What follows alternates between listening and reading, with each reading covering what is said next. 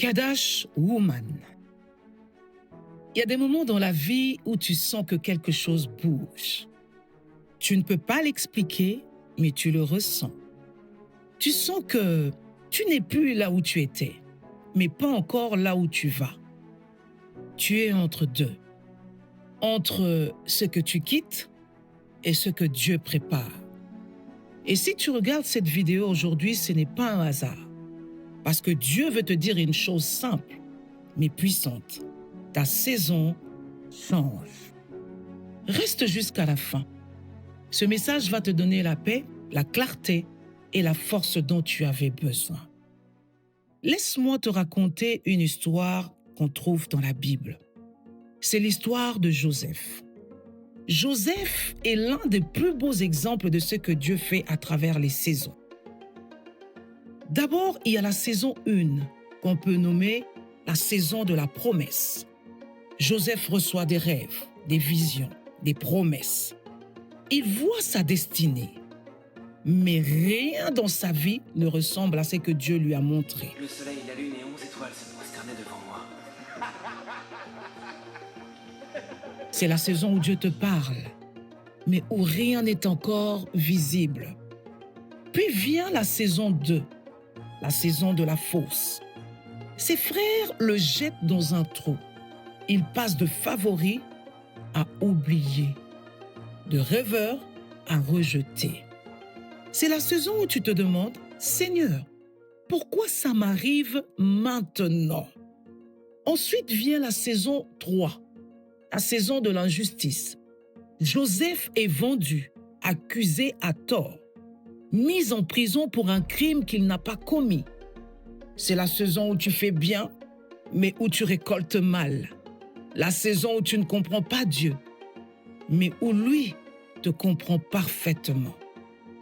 Puis vient la saison 4, la saison de la formation. En prison, Joseph développe ce que Dieu avait mis en lui. Il interprète des rêves. Il grandit en sagesse. Il apprend à gérer, à servir et à diriger. C'est la saison où Dieu te prépare dans l'ombre pour ce que tu porteras dans la lumière. Puis vient la saison 5, la saison de l'accomplissement. En un jour, Joseph passe de prisonnier à gouverneur de l'Égypte. Une saison peut durer longtemps, mais Dieu n'a besoin que d'un instant pour te changer de niveau. Pourquoi cette histoire te concerne? Parce que toi aussi, Kadash Woman, tu traverses des saisons qui ne se ressemblent pas. Une saison où Dieu te parle. Une saison où tu te sens oublié. Une saison où tu es incomprise. Une saison où Dieu te forme. Une saison où il t'élève. Et il te dit aujourd'hui, ne te décourage pas. Tu es en saison. Ce que tu vis n'est pas une punition. Ce que tu vis n'est pas un hasard. Ce que tu vis n'est pas une perte de temps. C'est une préparation. Ce que Dieu veut te dire aujourd'hui, ne maudis pas la saison où Dieu te construit. Ne fuis pas la saison où il t'étire. Ne doute pas dans la saison où il te cache. Ne te compare pas à la saison des autres.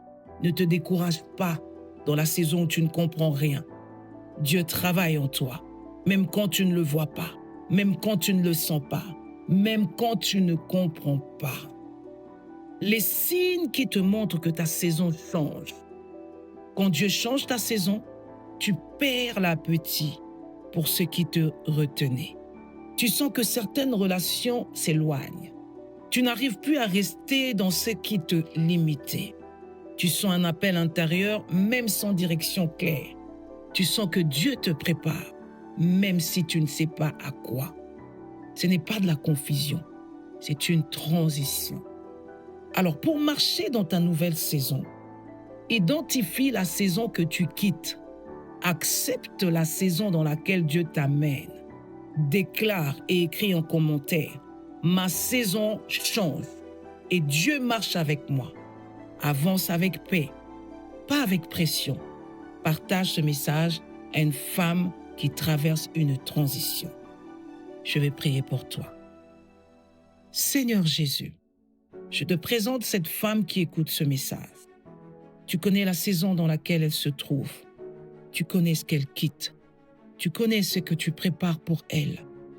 Donne-lui la paix d'accepter la transition, la force de traverser la saison, la sagesse de comprendre ce que tu fais et la foi de rester stable même quand tout change autour d'elle.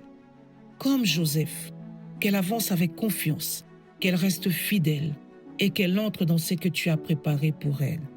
En ton nom Jésus, j'ai prié. Amen.